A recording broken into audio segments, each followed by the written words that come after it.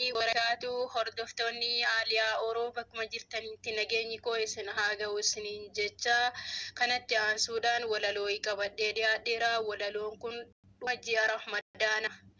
Yaa ji'a Ramadaana, yaa ji'a Ramadaana, ji'a hundaa olii, ji'a kabajamaa Musliima biratti, yaa ji'a ulfaataa, ji'a hundaa olii.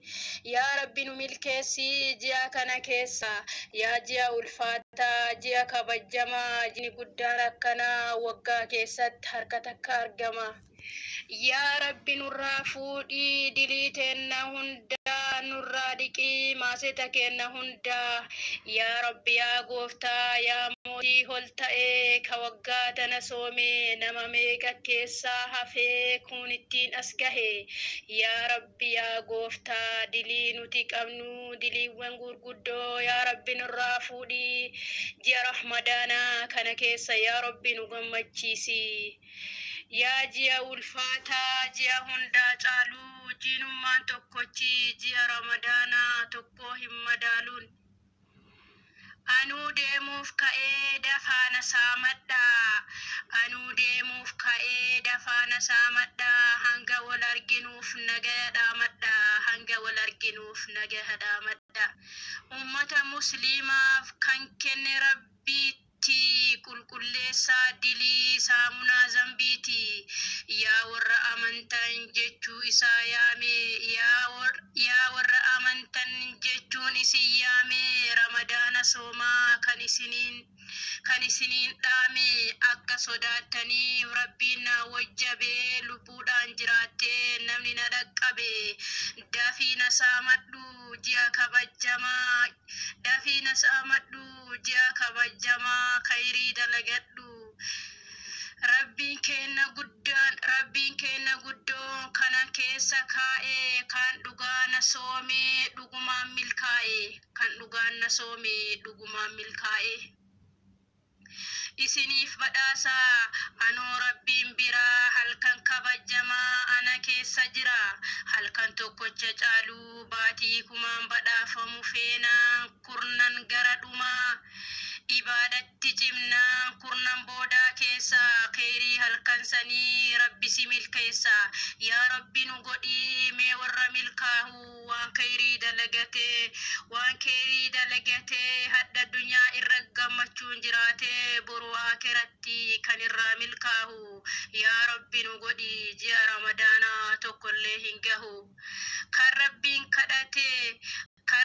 kadhateef ni baatii hajaanii, kan Rabbiin milkeessu qabama hajaanii, kan Rabbiin milkeesseef qabama hajaanii. Anuu deemuuf ka'ee kunoo isin biraa, yeroon koo dhumeera qophaa'utti jira.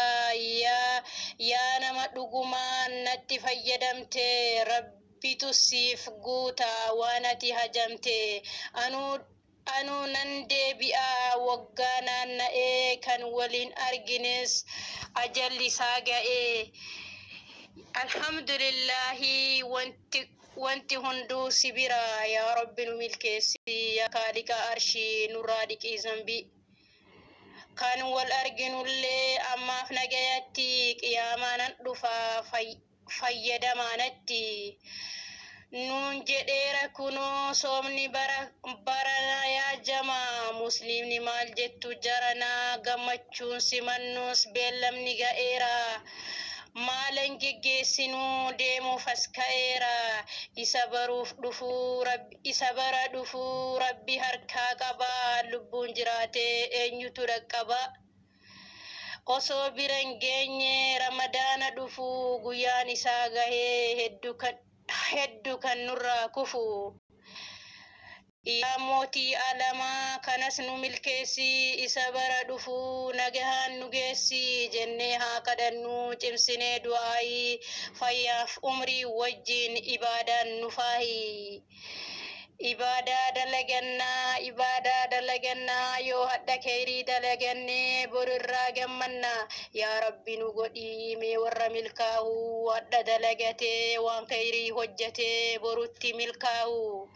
Namaaf sharrii yaaduun eessaan naman gahu, onnee qulqulluudhaan ibadaa qabachuun onnee qulqulluudhaan ibaadaa qabachuun guyyaa boruu fuulduree rabbiitti siif ta'a gammachuu.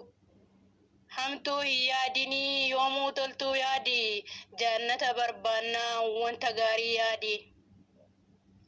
Dilii teenna maraa yaa rabbi nuu dhiisi har'a addunyaatti milkiidhaan nu kiisi jannatal firdoosi boru nu gammachiisi jennee haa kadhannu jechuu fedhaatiin dhiifamanaaf godha yoo sinif balleesse yaa rabbi yaa gooftaa yaa mootii ol ta'e yaa rabbi yaa gooftaa yaa mootii ol ta'e alhamdulillahi ji'a guddaa kanas ummata muslimaa simatu nuuf godhe alhamdulillahi rabbi ol ta'e muslima nu goote alhamdulillahi yaa rabbi ol